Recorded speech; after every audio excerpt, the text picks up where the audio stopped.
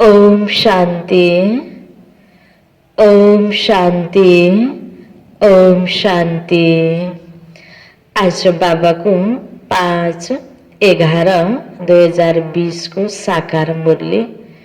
मुरली को मुख्य सार में, मीठे बच्चे, बाप आए हैं तुम बच्चों को शांति और सुख का वर्षा देने।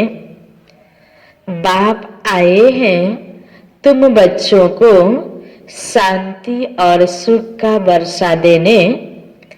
तुम्हारा स्वधर्म ही शांत है, तुम्हारा स्वधर्म ही शांत है, इसलिए तुम शांति के लिए भटकते नहीं हो, तुम शांति के लिए भटकते नहीं हो।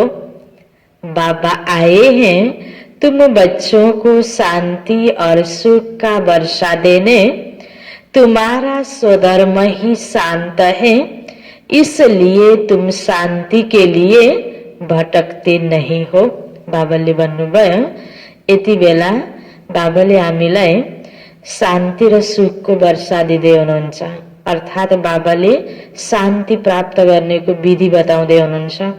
बाबाले सुन्दर विधि बताउनु भयो कि बच्चे तिमी आत्मा नै शान्त स्वरूप हो, तिमी आत्माको स्वधर्म नै शान्ति हो। जब तिमी आत्माको स्थितिमा स्थित हुन्छ भने शान्तिको अनुभूति गर्न सक्छौ। आजसम्म त हामीले जङ्गलमा गएर सन्यास लिएर शान्ति हुन्छ कि, मन्दिरमा गएर प्रार्थना गरेर शान्ति हुन्छ कि, या कोही व्यक्तिले बढी स्नेह प्यार दियो भने शान्तिको अनुभूति हुन्छ कि, व्यक्तिमा वस्तुमा हरेक चीजबाट शान्ति प्राप्तिको आशा गर्यौं। तर शान्ति बाहिर खोजेर पाउने चीज होइन रहेछ।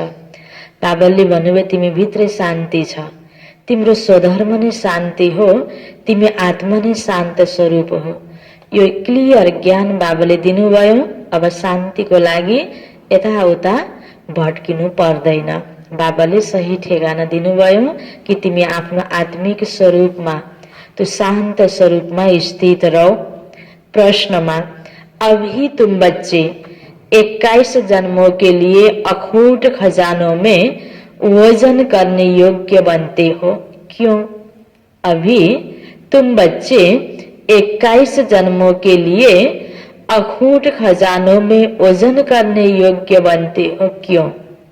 उत्तर, क्योंकि बाप जब नई सृष्टि रचते हैं, बाप जब नई सृष्टि रचते हैं तब तुम बच्चे उनके मददगार बनते हो, तब तुम बच्चे उनके मददगार बनते हो। अपना सब कुछ उनके कार्य में सफल करते हो। अपना सब कुछ अर्थात तन, मन, धन, बल, बुद्धि, गुण, विशेषता। बाबाले भने अनुसार यो बाबाको कार्यलाई सफल गर्नको लागि हामीले आफ्नो पनि युज गर्छौं भने बाबा भन्नुहुन्छ तिमी बाबाको साथसाथै तिमी पनि 21 जन्मको अखूट खजानासँग वजन गर्नको योग्य बन्छौ, अर्थात त्यो प्राप्ति तिमीलाई हुन्छ। इसलिए बाप उसके रिटर्न में 21 जन्मों के लिए तुम्हें अखूट खजानों में ऐसा वजन करते हैं जो कभी धन भी नहीं खुरता, दुख भी नहीं आता, अकाली मृत्यु भी नहीं होती। बाबा भन्दै हुनुहुन्छ यति बेला आफूसँग भएको सम्पूर्ण खजानाहरू, आफ्नो सबै कुराहरू बाबाको कार्यमा, ईश्वरीय कार्यमा युज गरेको हुनाले त्यसको रिटर्नमा हामीलाई स्वस्थ तनको प्राप्ति, अथाह धनको प्राप्ति, कुनै पनि प्रकारको दुःख नहुने, निर्मल मन, सबै कुराहरू हामीलाई सतयुगमा प्राप्त हुन्छ। 21 जन्मसम्म सतयुग, त्रेतायुग, त्यहाँ अकाले मृत्यु पनि हुँदैन, कुनै प्रकारको दुःखको कारण पनि छैन र कुनै कारणले धनमा कमी पनि हुँदैन। सबै कुरा जहाँ प्रशस्त छ त्यो दुनियाँमा जानुको योग्य बाबा हामीलाई बनाउँदै हुनुहुन्छ। यो प्राप्ति अखूट खजाना बाबाले दिँदै हुनुहुन्छ। गीत छ मुझको सहारा देने वाले। ओम शांति। मीठे मीठे रूहानी बच्चों को ओम का अर्थ तो सुनाया है, कोई कोई सिर्फ ओम कहते हैं परंतु कहना चाहिए ओम शांति। सिर्फ ओम का अर्थ निकलता है ओम भगवान। ओम शांति का अर्थ है मैं आत्मा शांत स्वरूप हूँ, हम आत्मा है, यह हमारा शरीर है। पहले है आत्मा, पीछे है शरीर। आत्मा शांत स्वरूप है, उनका निवास स्थान है शांति धाम। है ना, हमें हर एक आत्मा शांत स्वरूप हो, शांत स्वरूप आत्मा शांति धाम। हामी आत्माको घर, शान्तिको सागर, हामी सबैको एउटै पिता। बाकी कोई जंगल में जाने से सच्ची शांति नहीं मिलती। सच्ची शांति मिलनी ही तब है जब घर जाते हैं, अर्थात शांति धाम जाते हैं। दूसरा शांति चाहते हैं जहाँ अशांति है। यह अशांति का दुख धाम विनाश हो जाएगा, फिर शांति हो जाएगी। तुम बच्चों को शांति का वर्षा मिल जाएगा। वहाँ न घर में न बाहर राजधानी में अशान्ति होती। सतयुगमा अशान्ति हुनुपर्ने कुनै कारणै छैन। बाबा भन्नुहुन्छ न घरमा न बाहिर राजधानीमा सबै ठाउँमा शान्ति नै शान्ति छ, सुख नै सुख छ, किनकि त्यहाँ पवित्रता छ। त बाबाले यति बेला हामीलाई शान्ति प्राप्तिको लागि आत्माका स्वधर्महरू, आत्माका गुणहरूलाई स्मृति दिलाउनु भएको छ। तिमी आत्मा सुख स्वरूप हो, तिमी आत्मा शान्त स्वरूप हो, तिमी आत्मा पवित्र स्वरूप हो। यो स्वरूपलाई हामी स्थित हुन्छौँ भने स्वतै ती कुराको प्राप्ति हुने हो। त यसरी नै बाबाले यो दुखधामको अन्त गरेर त्यो सुखधाम, त्यो शान्ति धामको स्थापना गर्दै हुनुहुन्छ। बाबा भन्नुहुन्छ उसको कहा जाता है शांति का राज्य और यहाँ है अशांति का राज्य। क्योंकि रावण राज्य है, वह है ईश्वर का स्थापन किया हुआ राज्य। फिर द्वापर के बाद आसुरी राज्य होता है। असुरों को कभी शांति होती नहीं। घर में, दुकान में, जहाँ तहाँ अशांति ही अशांति होगी। सतयुगमा शान्ति किन? त्यहाँ देव आत्माहरू छन्। देवताहरू भएको ठाउँमा शान्ति नै शान्ति छ। जहाँ देवताई गुण छैन, मनुष्य आत्मामा आसुरी गुण छ, जहाँ असुर छ त्यहाँ अशान्ति नै अशान्ति छ। 5 विकार रूपी रावण अशांति फैलाते हैं। रावण क्या चीज है यह कोई भी विद्वान, पंडित आदि नहीं जानते, समझते नहीं हैं कि हम वर्ष वर्ष रावण को क्यों मारते हैं।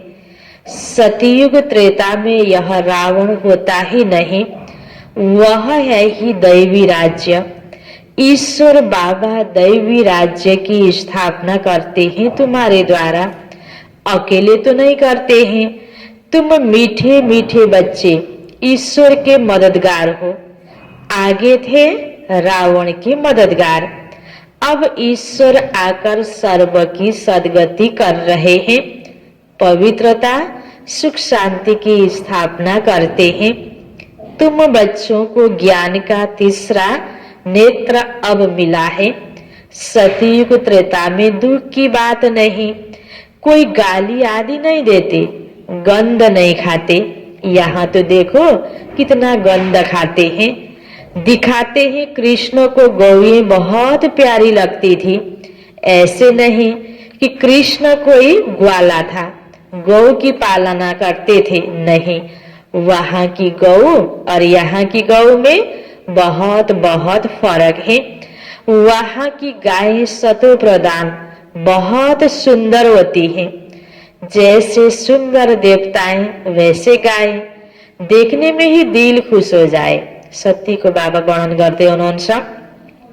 वह है ही स्वर्ग, यह है नरक। सभी स्वर्ग को याद करते हैं। स्वर्ग और नरक में रात दिन का फर्क है। रात होती है अंधियारी, दिन में ही सोजरा। ब्रह्मा का दिन गया, ब्रह्मा वंशियों का भी दिन हो जाता है। पहले तुम भी घोर अंधियारी रात में थे। इस समय भक्ति का कितना जोर है। महात्मा आदि को सोने में ओजन करते रहते, क्योंकि शास्त्रों के बहुत विद्वान हैं। उनका प्रभाव इतना क्यों, यह भी बाबा ने समझाया है। झाड़ में नए नए पत्ते निकलते हैं तो सतो प्रदान है। भर्खरै मात्र परमधामबाट जो आएको आत्मा हुन्छ, उनीहरूमा पवित्रताको ताकत हुन्छ, त्यो आधारमा उनीहरूको कर्महरू पनि श्रेष्ठ हुन्छ। जो पहिल्यैबाट जन्म लिन आयो, पुनर्जन्म लिइरहेको छ, उसको सतो प्रधानताको पाठ पहिले खत्म भयो। तमो प्रधानताको पाठ हुने व्यक्तिको कर्म श्रेष्ठ हुँदैन। बाँकी सुरुमा जसको पाठ सतो प्रधानताको छ, भर्खर आएको आत्माहरू छ भने कलिको अन्तमा पनि त्यो आत्माहरूद्वारा राम्रो कर्म हुन्छ, तर केही समयको लागि हुन्छ, किन फेरि तमो प्रधानताको पाठ शुरू हुन्छ।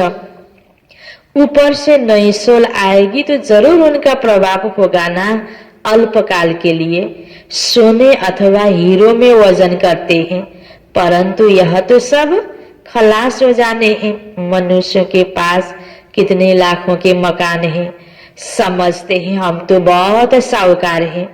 तुम बच्चे जानते हो यह साहूकारी बाकी थोड़े समय के लिए है, यह सब मिट्टी में मिल जाएंगे। किन की दबी रहेगी धूल में, किन की राजा खाए, किन की चोर लूटे, किन की आग लग जाए, और सफल किसकी होगी, जो धनी के अर्थ ईश्वर अर्थ श्रेष्ठ कर्मों में लगाए। बाबा स्वर्ग की स्थापना करते हैं, उसमें जो लगाते हैं उनको 21 जन्मों के लिए हीरे जवाहरातों के महल मिलेंगे। यहाँ तो एक जन्म के लिए मिलता है। अहिले पनि कति ठाउँमा दान पुण्य गर्नेहरू, स्कुल कलेज हस्पिटलमा सहयोग गर्नेहरूलाई अर्को जन्मको लागि प्राप्ति हुन्छ। बाबा भन्दै हुनुहुन्छ, एक जन्म हामीले श्रेष्ठ कर्ममा कुनै पनि चीजलाई प्रयोग गर्छौं, धनको प्रयोग गर्छौं, आफ्नो बल बुद्धिको प्रयोग गर्छौं, त्यो आधारमा अर्को जन्ममा बुद्धि प्राप्त हुन्छ, शिक्षा प्राप्त हुन्छ, स्वस्थ तन प्राप्त हुन्छ, धनी घरमा जन्म हुन्छ। जेको बिउ रोप्यो त्यही फल रिटर्नमा हामीले प्राप्त गर्न सक्छौं।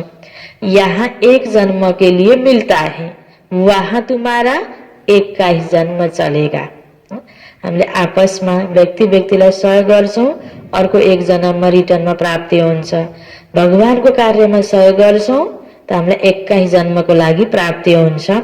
इन आंखों से जो कुछ देखते हो शरीर सहित सब भस्म हो जाना है।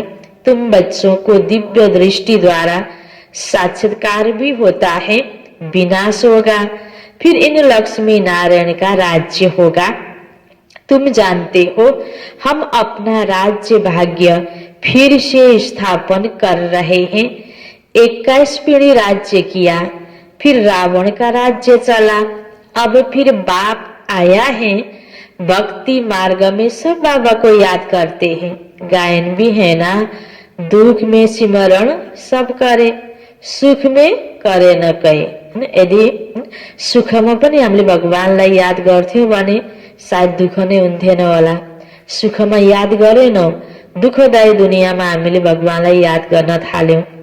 बाबा सुख का वर्षा देते हैं, फिर याद करने की दरकार नहीं रहती। तुम मात पिता हम बालक तेरे, तुम्हारी कृपा से सुख गनेरे। अब यह तो माँ बाप होंगे अपने बच्चों के, यह है पारलौकिक बाप, फिर याद करने की दरकार नहीं। जब बाबा सुख का वर्षा देते हैं, यह है पारलौकिक माता पिता की बात। अभी तुम यह लक्ष्मी नारायण बनने के लिए पढ़ते हो। स्कूल में बच्चे अच्छा पास होते हैं तो फिर टीचर को इनाम देते हैं। अब तुम उनको क्या इनाम देंगे, तुम तो उनको अपना बच्चा बना लेते हो जादूगरी से। भगवानलाई आफ्नो बच्चा बनाउनु दिखलाते हैं। कृष्ण के मुख में माँ ने माखन का गोला देखा। अब कृष्ण ने तो जन्म लिया सतयुग में, वह तो माखन आदि नहीं खाएंगे, वह तो है विश्व का मालिक। तो यह किस समय की बात है, यह है सभी संगम की बात। तुम जानते हो हम यह शरीर छोड़ जाए बच्चा बनेंगे, विश्व का मालिक बनेंगे। दोनों क्रिश्चियन आपस में लड़ते हैं और माखन मिलता है तो बच्चों को राजाएं मिलती है ना। जैसे वो लोग भारत को लड़ाकर मक्खन खुद खा गए। कृष्ण की राजधानी पौने हिस्से में थी, पीछे आहिस्ते आहिस्ते छूटती गई। सारे विश्व पर तुम्हारे कोई राज्य कर न सके। तुम अभी ईश्वरीय संतान बने हो। अभी तुम ब्रह्मांड के मालिक और विश्व के मालिक बनते हो। विश्व में ब्रह्मांड नहीं आया, सूक्ष्म वतन में राजाएं नहीं हैं। सतयुग, त्रेता, द्वापर, कलयुग, यह चक्र यहाँ स्थूल वतन में होता है। ध्यान में आत्मा कहाँ जाती नहीं। आत्मा निकल जाए तो शरीर खत्म हो जाए। यह सब है साक्षात्कार।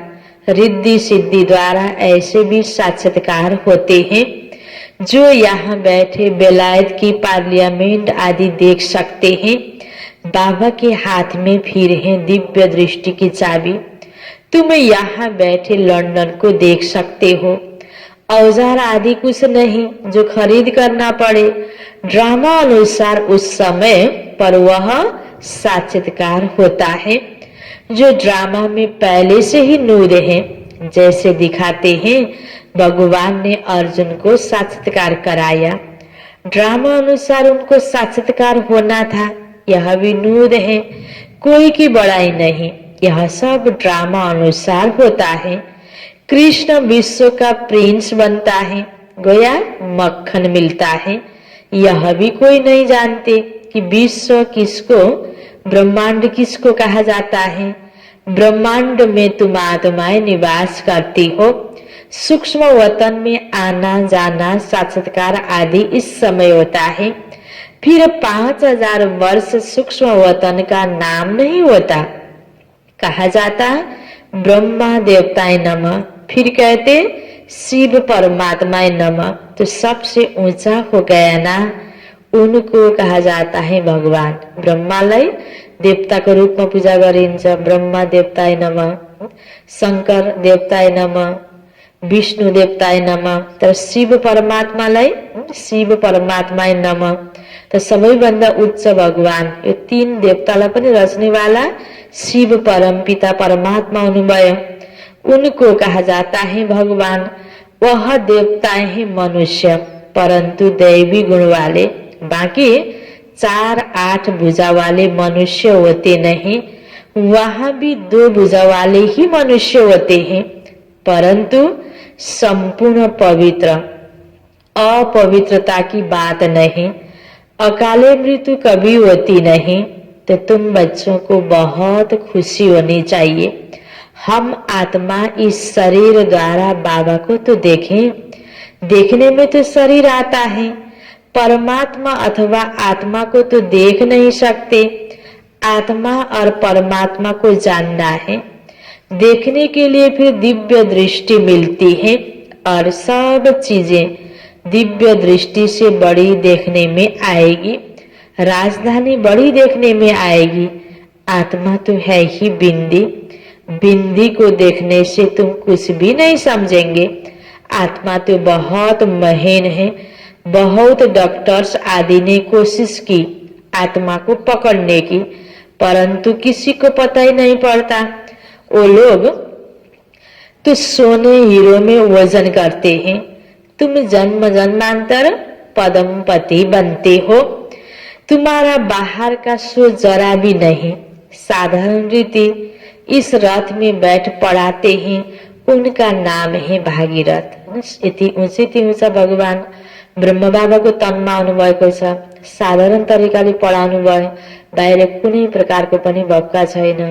बाहिर महान व्यक्तिहरूलाई, ठुल्ठुलो सन्त महत्ताहरूलाई बाबा भन्नुहुन्छ हिरा सुनमा जोख्ने। बाहिर फेरिको सबै प्रकारको भक्काहरू पनि धेरै नै हुन्छ।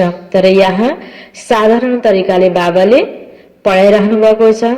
बच्चाहरूलाई पनि बाबाले यही सिकाउनु भएको छ। साधारण तरिकाले रो संस्कारलाई रोयल बनाऊ, त भविष्यमा तिमीलाई सबै कुराको प्राप्ति हुन्छ भन्नुहुन्छ बाबा। यह है पतित पुराना रथ आकर ऊंचे से ऊंच सर्विस करते हैं। बाबा कहते मुझे तो अपना शरीर है नहीं।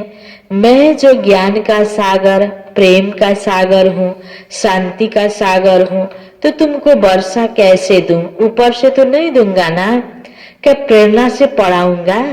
ये सुख शांति को वर्षा दिनको लागि, प्रेम प्यार को वर्षा दिनको लागि बाबा ब्रह्मतनमा आउनुभयो। जरूर आना पड़ेगा ना। भक्ति मार्ग में मुझे पूछते हैं, सबको प्यारा लगता हूँ। गांधी नेहरू का चित्र प्यारा लगता है, उनके शरीर को याद करते हैं।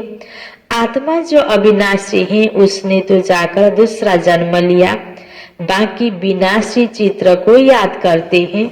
वह भूत पूजा हुई ना, समाधि बनाकर उन पर फूल आदि चढ़ाते हैं। यह है यादगार। शिव के कितने मंदिर हैं, सबसे बड़ा यादगार शिव का है ना। सोमनाथ मंदिर का गायन है, मोहम्मद गजनवी ने आकर लूटा था। तुम्हारे पास इतना धन रहता था। बाबा तुम बच्चों को रत्नों में वजन करते हैं, खुद को वजन नहीं कराता हूँ। मैं इतना धनवान बनता नहीं हूँ, तुमको बनाता हूँ। उनको तो आज वजन किया, कल मर जाएंगे, धन कोई काम नहीं आएगा। तुमको तो बाबा अखूट खजाने में ऐसा वजन करते हैं जो 21 जन्म साथ रहेगा। अगर श्रीमत पर चलेंगे तो वहां दुख का नाम नहीं, अकाले मृत्यु कभी नहीं होती, मौत से डरेंगे नहीं। यहाँ कितना डरते हैं, रोते हैं, वहां कितना खुशी होती है कि जाकर प्रिंस बनेंगे। शरीर छोड्न को लागि कुनै डर रहँदैन। सतयुगमा जादूगर, सौदागर, रत्नागर यह शिव परमात्मा को कहा जाता है। तुमको भी साक्षात्कार कराते हैं, ऐसे प्रिंस बनेंगे। आजकल बाबा ने साक्षात्कार का पाठ बंद कर दिया, नुकसान हो जाता है। अभी बाप ज्ञान से तुम्हारी सदगति करते हैं। तुम पहले जाएंगे सुखधाम, अभी तो है दुखधाम। तुम जानते हो आत्मा ही ज्ञान धारण करती है, इसलिए बाप कहते बच्चे अपने को आत्मा समझो। आत्मा में ही अच्छे व बुरे संस्कार होते हैं। शरीर में हो तो शरीर के साथ संस्कार भस्म हो जाए। तुम कहते हो शिव बाबा हम आत्माएं पढ़ती हैं इस शरीर द्वारा, नई बात है ना। हम आत्माओं को शिव बाबा पढ़ाते हैं, यह तो पक्का पक्का याद करो। हम सब आत्माओं का वह बाप भी है, टीचर भी है। बाबा खुद कहते मुझे अपना शरीर नहीं है, मैं भी हूँ आत्मा, परंतु मुझे परमात्मा कहा जाता है। आत्मा ही सब कुछ करती है, बाकी शरीर के नाम बदलते हैं। आत्मा तो आत्मा ही है। मैं परम आत्मा तुम्हारे माफिक पुनर्जन्म नहीं लेता हूँ। बाबा पनि आत्मा, हामी पनि आत्मा। फरक के त बाबा भन्दै हुनुहुन्छ तिमी आत्मा जन्म मरणको चक्रमा आउँछौ, पुनर्जन्म लिन्छौ, म आत्मा आउँदिन।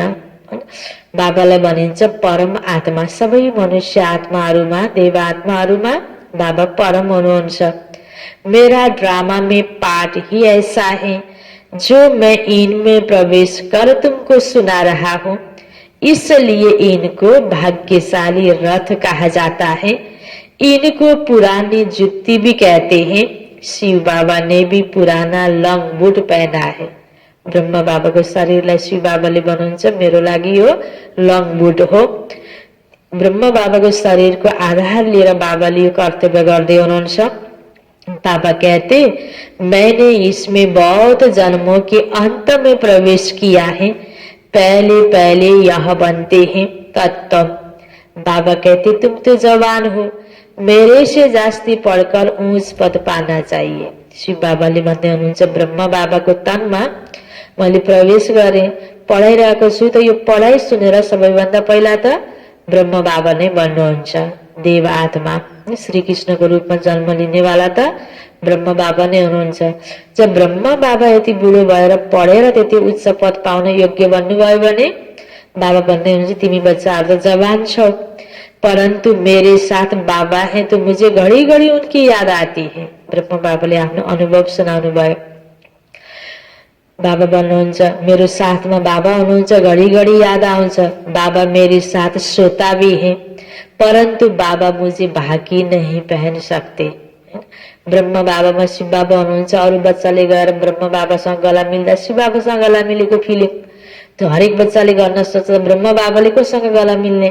तो बाबा भन्नुहुन्छ तुम उनको बाकी पहन सकते हो, मैं कैसे पहनूं? तुम तो भाग्यशाली हो ना, तुमको बाकी पहनते हैं, मुझे तो यह भी नसीब नहीं है, इसलिए तुम लक्की सितारे गाए हुए हो। बच्चे हमेशा लक्की होते हैं, बाप पैसे बच्चों को दे देते हैं, तो तुम लक्की सितारे ठहरे ना। शिव बाबा भी कहते तुम मेरे से लक्की हो, तुमको पढ़ाकर विश्व का मालिक बनाता हूँ, मैं थोड़ी बनता हूँ, तुम ब्रह्मांड के भी मालिक बनते हो। बाकी मेरे पास जास्ती दिव्य दृष्टि की चाबी है, मैं ज्ञान का सागर हूँ, तुमको भी मास्टर ज्ञान सागर बनाता हूँ। तुम इससे सारे चक्र को जान चक्रवर्ती महाराजा महारानी बनते हो, मैं थोड़ी बनता हूँ। बूढ़े होते हैं तो फिर बच्चों को व्हील कर खुद वानप्रस्थ में चले जाते हैं। आगे ऐसा होता था, आजकल तो बच्चों में मोह जाकर पड़ता है। पारलौकिक बाबा कहते मैं इनमें प्रवेश कर तुम बच्चों को कांटों से फूल विश्व का मालिक बनाए, आधा कल्प के लिए सदा सुखी बनाए, मैं वानप्रस्थ में बैठ जाता हूँ। यह सब बातें शास्त्रों में थोड़ी ही है। शिव बाबा यति बेला पढाउन आउनुभएको छ। ब्रह्म बाबाको तनमा सबै कुरा हामीलाई सिकाएर सतीकी संस्कार बनाएर बाबा परमधाम फर्किनुहुन्छ। त बाबा त सतीकमा आउनुहुन्न, त सबै कुरा बाबा भन्नुहुन्छ तिमी बच्चाको लागि मैले गर्दैछु। सन्यासी उदासी शास्त्रों की बातें सुनाते हैं, बाबा तो है ज्ञान का सागर। खुद कहते यह वेद शास्त्र आदि सब भक्ति मार्ग की सामग्री है, ज्ञान सागर तो मैं ही हूँ। अच्छा, मीठे मीठे सिकिलदे बच्चों प्रति माता पिता बाप दादा का याद प्यार और गुड मॉर्निंग। रूहानी बाप की रूहानी बच्चों को नमस्ते, रूहानी बच्चों की रूहानी बाप को याद प्यार गुड मॉर्निंग और नमस्ते नमस्ते। यो छ धारणको लागि मुख्य सार।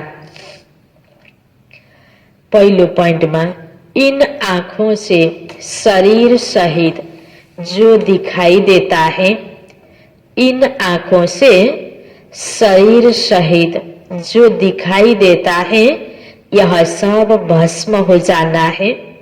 इसलिए अपना सब कुछ सफल करना है, अपना सब कुछ सफल करना है।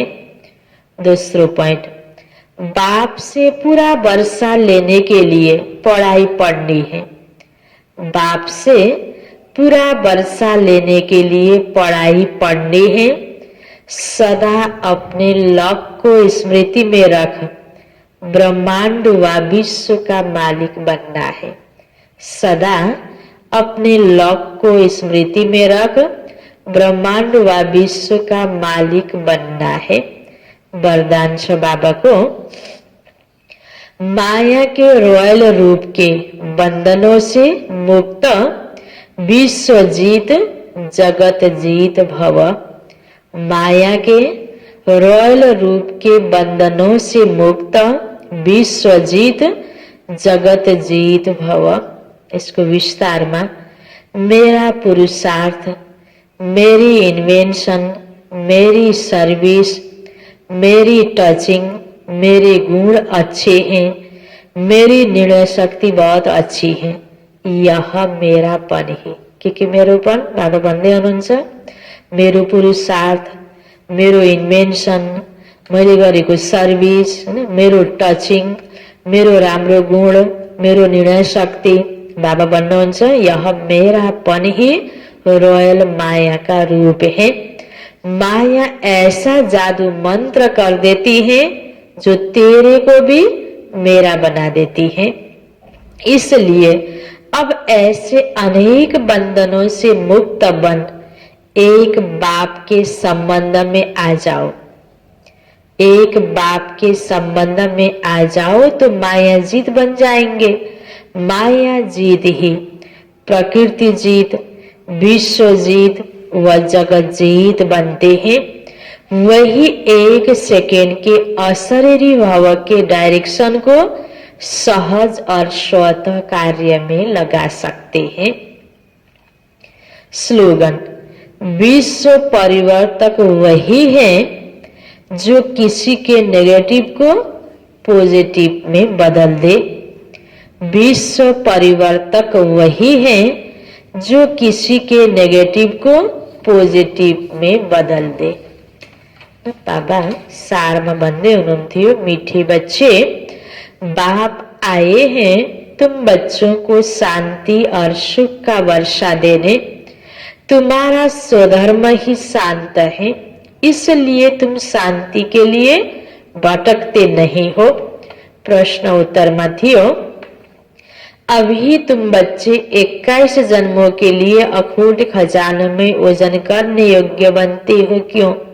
क्योंकि बाप जब नई सृष्टि रचते हैं तब तुम उनके बच्चे मददगार बनते हो, अपना सब कुछ उनके कार्य में सफल करते हो। इसलिए बाप उसके रिटर्न में 21 जन्मों के लिए तुम्हें अखूट खजानों में वैसा वजन करते हैं जो कभी धन भी नहीं खुलता, दुख भी नहीं आता, अकाले मृत्यु भी नहीं होती। अच्छा, ओम शांति।